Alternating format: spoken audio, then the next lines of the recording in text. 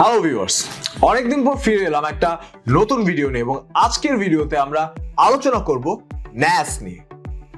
NAS মানে কি? আচ্ছা, আপনারা তো ক্লাউড স্টোরেজের নাম শুনেছেন, তাই না? যেমন গুগল ড্রাইভ বা আইক্লাউড। এখন ধরুন আপনার নিজের বাসায় একটা ক্লাউড স্টোরেজ আছে যার অ্যাক্সেস শুধুমাত্র আপনার হাতে। আপনি নির্ধারণ করতে পারবেন সেই ক্লাউড স্টোরেজের অ্যাক্সেস কার কার কাছে যাবে।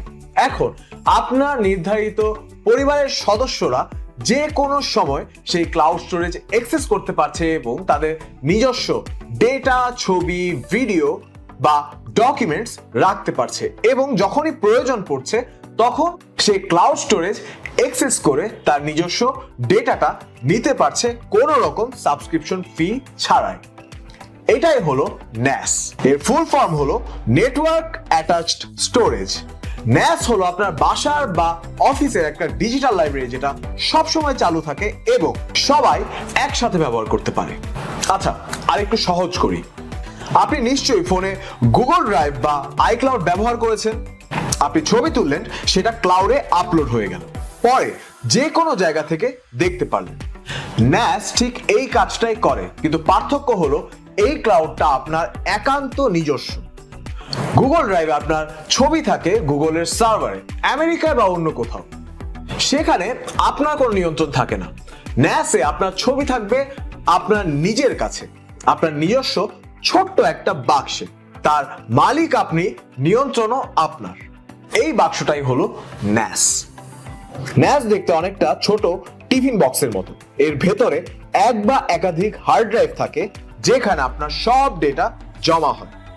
এটা আপনার ঘরের কোণে বা শেলফে রেখে দিন, রাউটারের সাথে একটা তার লাগিয়ে দিন, ব্যাস, কাজ শেষ। এরপর থেকে এটা চুপচাপ কাজ করতে থাকবে। তাহলে এটা কি একটা হার্ড ড্রাইভ? না, ঠিক হার্ড ড্রাইভ না। আপনি হয়তো বাইরের হার্ড ড্রাইভ দেখেছেন যেটা ইউএসবি দিয়ে কম্পিউটারে লাগাতে হয়, সেটা শুধুমাত্র একটা কম্পিউটারে কাজ করে, অন্য ডিভাইস থেকে দেখা যায় না বা বাইরে থেকেও অ্যাক্সেস করা যায় না। NAS আরো smart.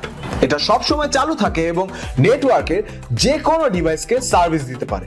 Mobile, laptop, tablet, smart TV ইত্যাদি সবকিছু সার্ভিস দিতে পারে একসাথে।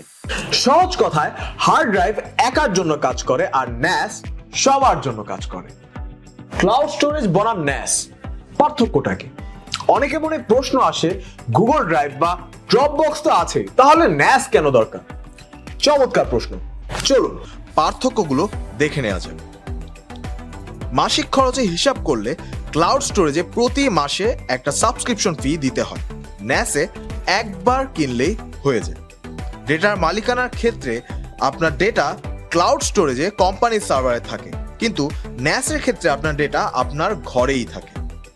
ইন্টারনেট ছাড়া ব্যবহার করতে গেলে আপনি ক্লাউড স্টোরেজ অ্যাক্সেস করতে পারবেন না, কিন্তু লোকাল নেটওয়ার্ক দিয়ে আপনি NAS অ্যাক্সেস করতে পারবেন। প্রাইভেসির ক্ষেত্রে বললে ক্লাউড স্টোরেজে আপনার ডেটা তৃতীয় পক্ষ বা থার্ড পার্টির কাছে জমা থাকে। অন্যদিকে NAS এ আপনার ডেটার উপর আপনার সম্পূর্ণ নিয়ন্ত্রণ থাকে। স্পিডের কথা বললে ক্লাউড স্টোরেজে রিডিং বা রাইটিং স্পিড ডিপেন্ড করে আপনার ইন্টারনেট স্পিডের উপর, কিন্তু NAS এর ক্ষেত্রে লোকাল নেটওয়ার্ক হয় অনেকটা দ্রুততর স্পিড পাওয়া যায়। এই ছিল NAS সম্পর্কে একটা প্রাথমিক ধারণা। এর পরের ভিডিওতে আমরা আলোচনা করব NAS এর ব্যবহার এবং কোন NAS কোন ইউজারের জন্য আদর্শ তা নিয়ে। আপনার প্রয়োজন অনুযায়ী NAS সার্ভার বিল্ড করতে ভিজিট করুন rias.com এবং বিভিন্ন ব্র্যান্ডের ওয়াইড কালেকশন থেকে চুজ করুন কোন NASটি আপনার জন্য ভালো। আদিওস।